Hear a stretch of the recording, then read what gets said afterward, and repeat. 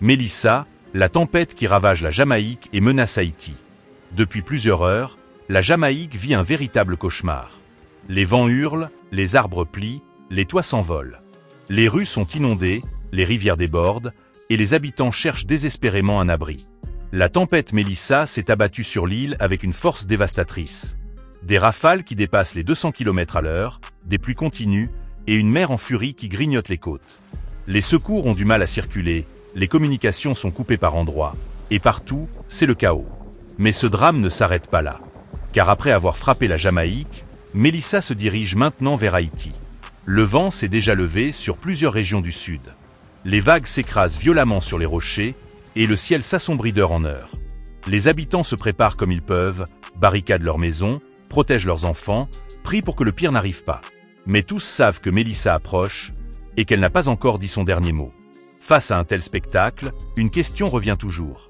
Comment naissent ces tempêtes? D'où vient cette force capable de tout renverser, de transformer la mer en enfer? Tout commence loin, au-dessus d'une eau chaude, souvent plus de 26 ou 27 degrés. La chaleur de la mer s'élève, emportant avec elle de l'humidité. En montant, cet air humide se refroidit et forme des nuages orageux. Peu à peu, ils s'accumulent, s'organisent et commencent à tourner sous l'effet de la rotation de la Terre. C'est à ce moment-là qu'une simple perturbation devient vivante. L'air chaud monte au centre, l'air froid descend autour, et le cycle s'accélère. La pression chute, les vents s'intensifient, la mer s'agite. Et si les conditions sont parfaites, mer chaude, humidité abondante et vent régulier, alors la tempête se renforce encore et encore.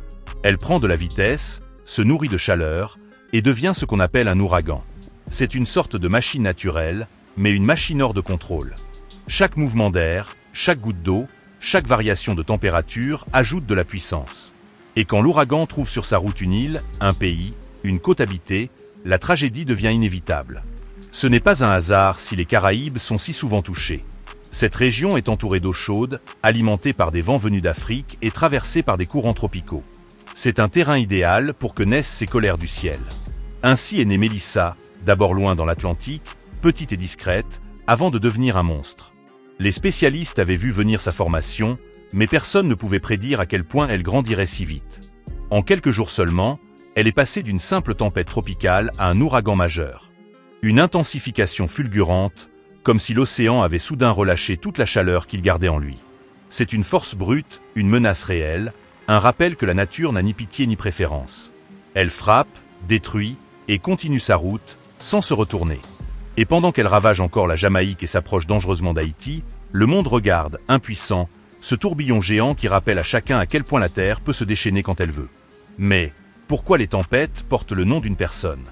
Derrière chaque tempête, il y a un nom. Et ce nom, souvent simple, résonne comme une marque de peur et de respect. Aujourd'hui, c'est Mélissa. Mais avant elle, il y a eu Katrina, Matthew, Irma, Fiona. Des prénoms humains pour des phénomènes inhumains. Alors, pourquoi leur donner un nom? Tout remonte à plusieurs décennies. Avant, les tempêtes étaient simplement identifiées par leur position géographique ou par des numéros.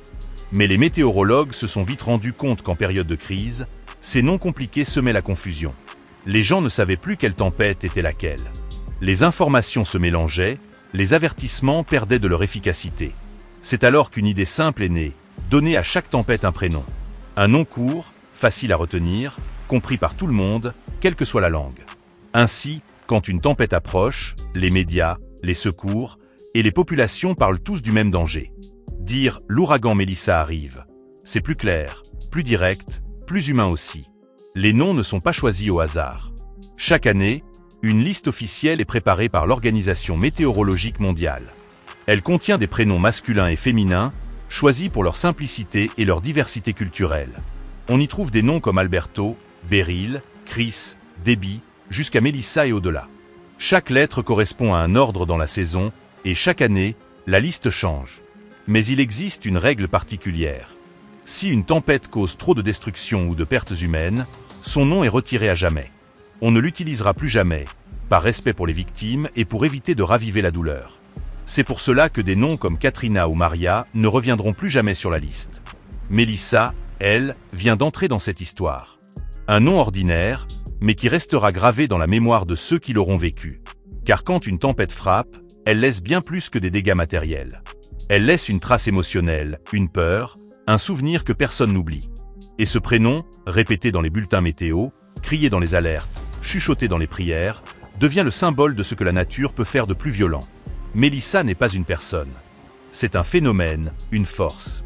Mais lui donner un nom, c'est comme reconnaître que la nature, elle aussi, a ses humeurs, ses colères, ses caprices. Un nom rend le danger plus réel, plus proche, plus humain. Et peut-être aussi, plus respecté. Alors, quand le calme reviendra, que les vents tomberont et que le soleil percera à nouveau les nuages, les gens se souviendront d'une chose. Ce n'était pas juste une tempête. C'était Mélissa. Et son nom restera gravé dans la mémoire collective comme celui d'une puissance que personne ne peut contrôler. Et surtout, pour respecter davantage la puissance de la nature.